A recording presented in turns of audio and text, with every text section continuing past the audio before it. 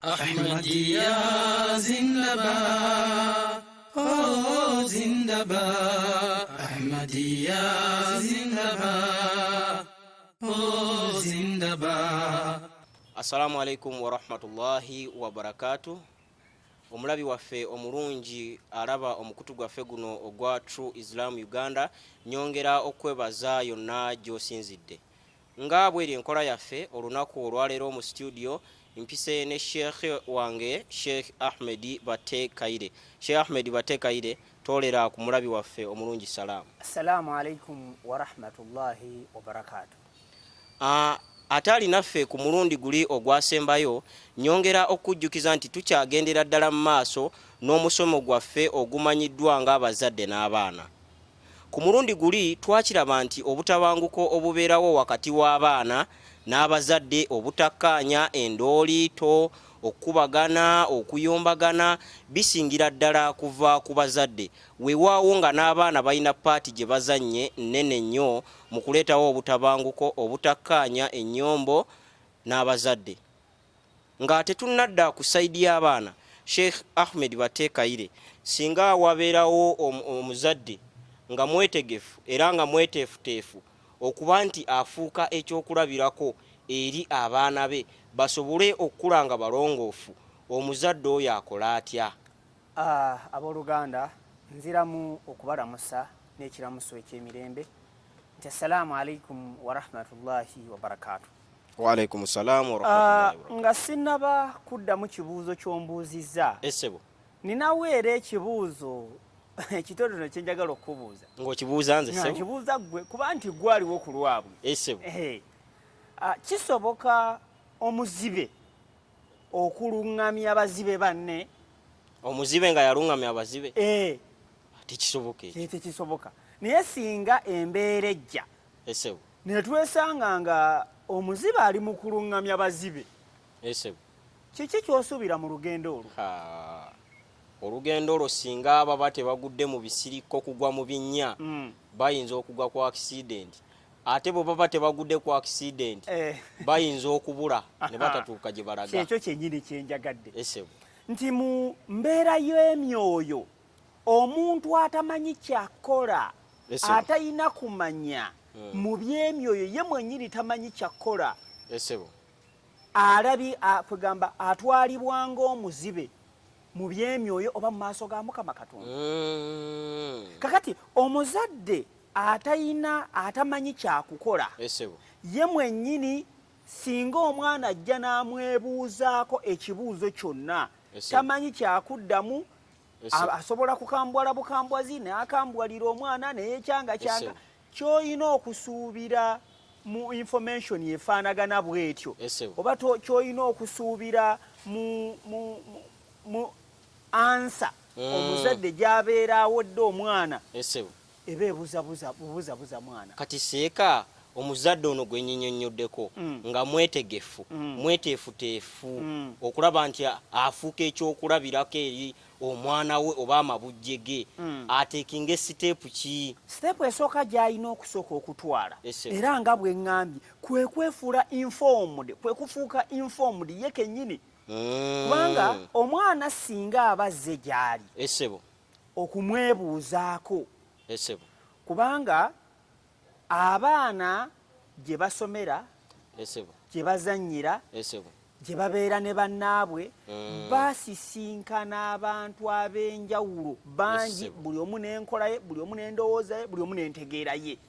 Kakati omwana omusomesa asooka Mukama Katonda gwe yamuwa ye muzadde, nti ajja kujja abuuza omuzadde nti ensonga bweti ne bweti, taata maama ogyogerako ki?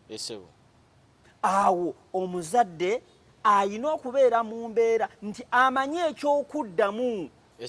Wabula ekitera okuvaamu abazadde abamu bakambwalira bukambuwalizi baana, oba ebibuuzo bino abaana bye babuuza bazadde baabwe babyewala, n'akireka n'aleka omwana mu kubuzaabuza. Seeka abazadde nga bakomawo bakooye ku mirimu, ate badde ku baana.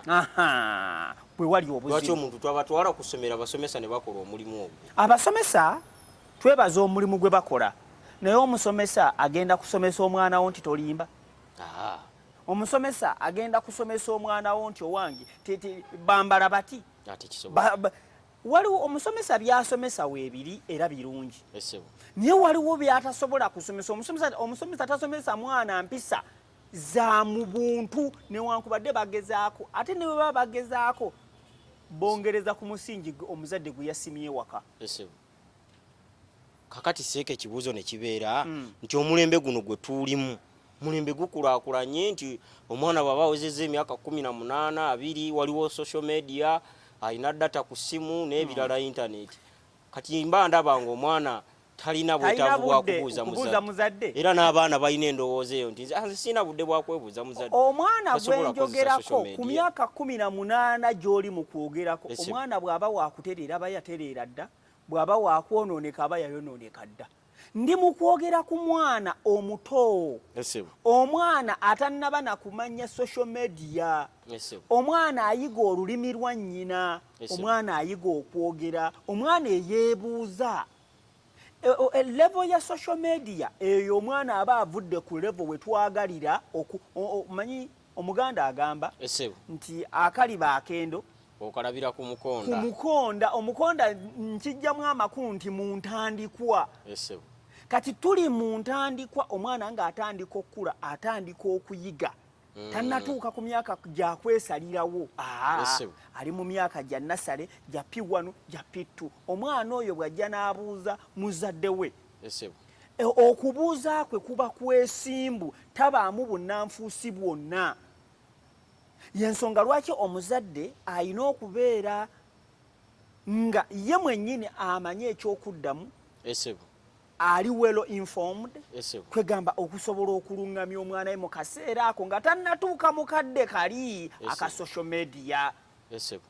Kaakati abazadde abamu omwana ayinza okwesanga nga abazadde nabo bennyini tebali informed nga wogambye nti omuzadde ateekwa okuba nga alina ekyokuddamu ojja kwesanga ng'omuzadde teyasoma omuzadde tali informed omuzadde ali illiterate kati omuzadde oyo akola atya okulaba nti avunula omwana we mu mbeera eno. Kaakati abooluganda abawuliriza saagala na kutandika ku kuyingizaawo omwana mu ssuula eya 33 aya eya 36 aya eyo Allah tabaraka wa taala atugamba a'udhu billahi minash shaitani rajim innal muslimina wal muslimat.